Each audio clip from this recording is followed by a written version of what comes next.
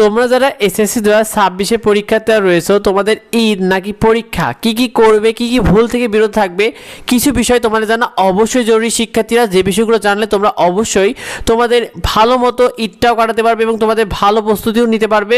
শিক্ষার্থীরা দেখো, তোমাদের এসএসসি 2026 পরীক্ষার্থীদের জন্য করণীয় কি দেখো।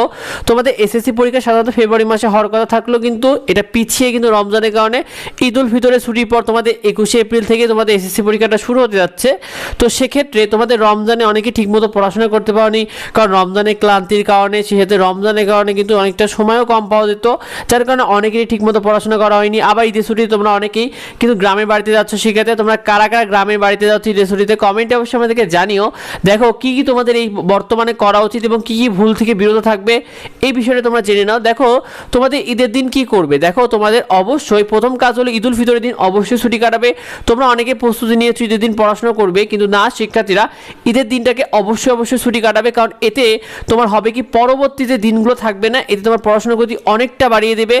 একদিন ছুটি কাটালে তোমাদের কোনো সমস্যা হবে না, এতে তোমাদের পড়াশোনার গতি পরের দিনগুলোতে অনেক বেশি বাড়িয়ে দেবে। তাই অবশ্যই ঈদ উল ফিতরের যে দিনটা রয়েছে এটা অবশ্যই ছুটি কাটাবে।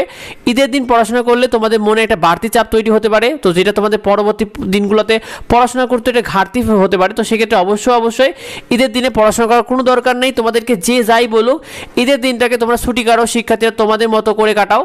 শিক্ষার্থীরা তোমাদের ঈদের ছুটিতে তোমরা কি কি করবে। দেখো প্রথম কাজ হলো ঈদের ছুটিতে তোমাদের ঈদের পরবর্তী যে দিনগুলো রয়েছে এগুলো তোমার পরীক্ষার আগে যে রিভিশনের জন্য তোমরা কিছু শর্ট নোট তৈরি করতে পারো, অর্থাৎ পরীক্ষার আগে তুমি যাতে ভালো করতে পারো এই জন্য কিছু রিভিশনের জন্য শর্ট নোট করতে পারো।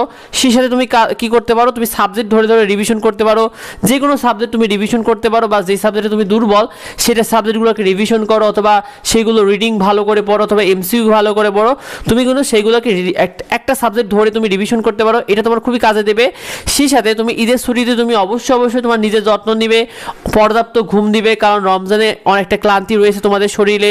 সেই সাথে নিয়মিত খাবার গ্রহণ করবে, কারণ রমজানে কিন্তু দিনের বেলায় তো খাওয়া হতো না, যার কারণে তোমাদের রমজানে একটা ক্লান্তি রয়েছে। নিয়মিত খাবার এবং পর্যাপ্ত ঘুম দরকার তোমাদের। অতিরিক্ত ঠান্ডা বা অতিরিক্ত গরম খাবার অবশ্যই এড়াবে এবং বেশি রোদে না থাকা থেকে চেষ্টা করবে যেন রোদে বেশি না থাকো, এই বিষয়টা তোমরা অবশ্যই খেয়াল রাখবে।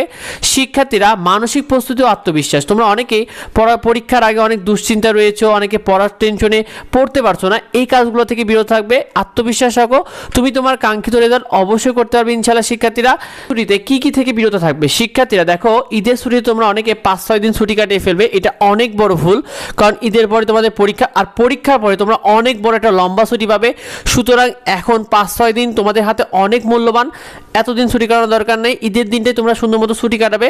শিক্ষার্থীরা এরপরে ঈদে তোমরা অনেকে অতিরিক্ত ঘোরাঘুরি করে ফেলো বা অতিরিক্ত খাবার খেয়ে অসুস্থ হয়ে যাও, এই কাজগুলো থেকে বিরত থাকবে, কারণ এইগুলো থেকে বিরত থাকা উচিত। এখন তোমার নিজের প্রতি যত্ন নেওয়া উচিত শিক্ষার্থীরা, কারণ সামনে পরীক্ষা, তোমাকে কিন্তু শারীরিক ও মানসিক সবভাবে কিন্তু প্রস্তুতি নিতে হবে। আর ঈদের পর দিন থেকে তোমাদের মূলত উচিত তোমাদের পরীক্ষার রুটিন ও সিলেবাস নিয়ে পড়াশোনা শুরু করে দেওয়া। শিক্ষার্থীরা আমাদের এডুবঙ্গ চ্যানেলে তুমি নিয়মিত সাজেশন, ফ্রি শিটগুলো নিয়মিত পেয়ে যাবে, সেগুলো পেতে সাবস্ক্রাইব করে রেখো, এডুবঙ্গ ফেসবুক পেজকে ফলো দিয়ে রেখো। যদি কিছু জানার থেকে অবশ্যই ভিডিওতে কমেন্ট করো। দেখা হয় পরবর্তী ভিডিওতে। ধন্যবাদ সবাইকে।